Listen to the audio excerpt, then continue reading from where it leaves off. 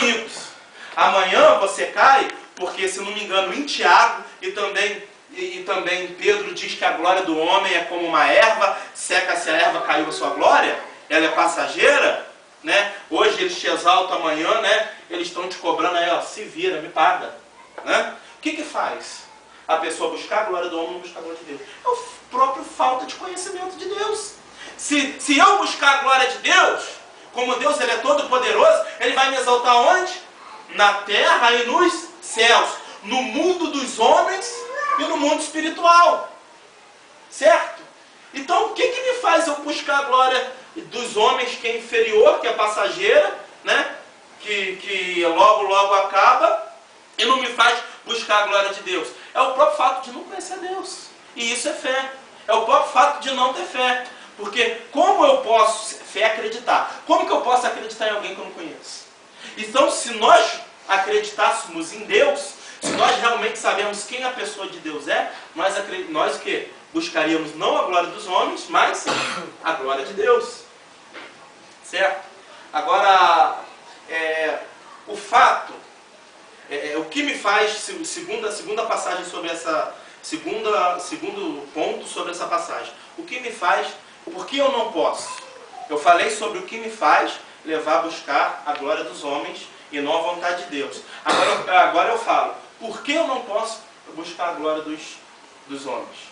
Certo? Por que eu não posso buscar a glória dos homens?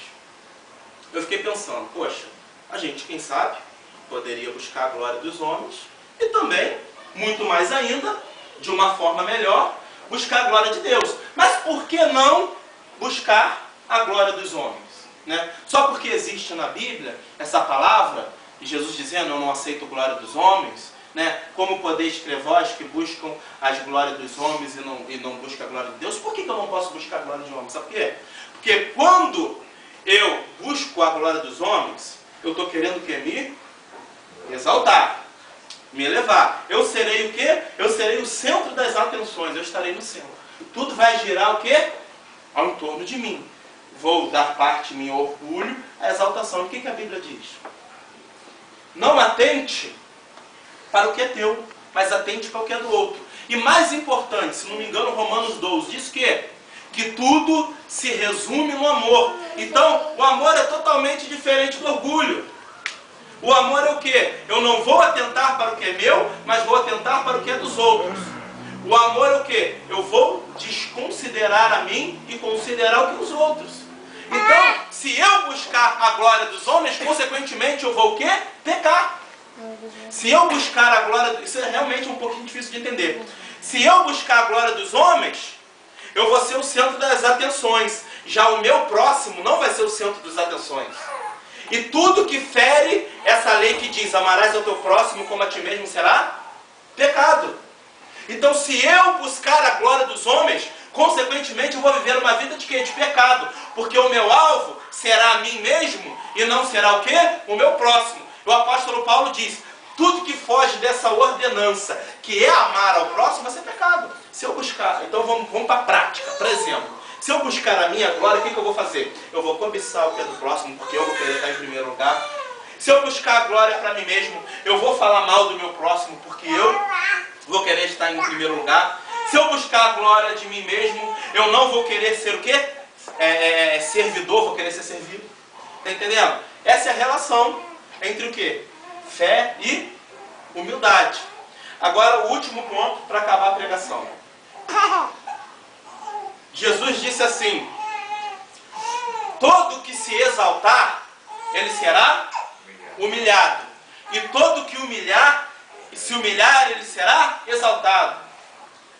Existem duas situações difíceis que o ser humano pode passar. Uma é a maldição, que vem de Satanás, e outra é a própria provação, o deserto, que vem de Deus.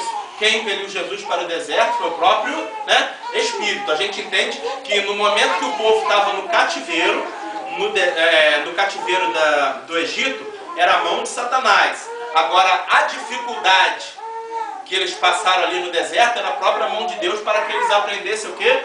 Uma intimidade com Deus, conhecer Deus de perto, lado a lado. Porque quem proveria no deserto somente Deus. No deserto não tem nada, não dá nada. Então, vamos lá.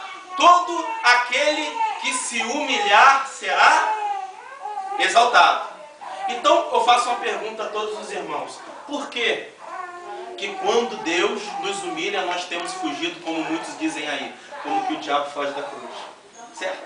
Nós queremos ser exaltados? Qual é o caminho para acabar a pregação? Vamos nos humilhar. Mas quando Deus, Ele traz uma situação de humilhação para nossas vidas, não dá, logo vem a raiva, eu não aceito, não pode acontecer comigo, não dá certo. Não, mas é Deus que está trazendo, porque Deus traz. Então, toda vez que Deus trouxer, aí eu vou ter que fazer análise, calma aí, essa dificuldade que eu estou passando é maldição, que é a mão de Satanás, ou é aprovação, que é a mão de Deus? Porque a maldição, a mão de Satanás, ela não tem tempo para acabar, não. Agora, a aprovação que Deus traz na nossa vida, ela é passageira. A gente não sabe o tempo, mas uma hora ela vai acabar, ela vai passar. Então, queremos ser exaltados por Deus. Qual é o caminho? Fazer como Jesus, que não atentou para si mesmo e foi obediente até a morte. Você está entendendo? Nós, quando somos humilhados por Deus, nós queremos brigar com o outro, sentar a mão em um em outro, correr para um lado, mudar de cidade, mudar de lugar, faz tudo. Agora, esse é o exemplo que Jesus Cristo nos deu, que quando Deus chamou, Ele falou assim: ô, Elis, humilhe-se. Ô, Marquinhos, humilhe-se. Ô, Lucílio, humilhe-se. Nós temos feito o mesmo quando Deus chegou para Jesus. Ô, filho meu, Cristo, Jesus, humilhe-se. E aí? Ele não fugiu. E nós, no dia a dia, temos fugido da situação de humilhação?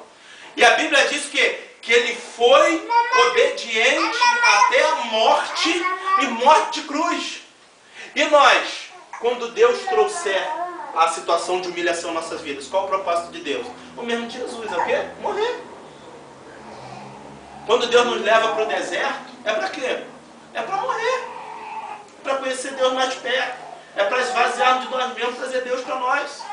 Então, assim como Deus trouxe uma situação de humilhação sobre Jesus, Jesus não fugiu, fez o quê? Dependente de Deus, abaixou a cabeça, foi obediente, foi servo. Tudo isso diz no primeiro texto que eu li, de Filipenses capítulo 2. Foi obediente até a morte, não fugiu. Assim ia ser conosco. Por quê? Para acabar a pregação. Porque, mais uma vez, todo aquele que se humilhar, ele será exaltado.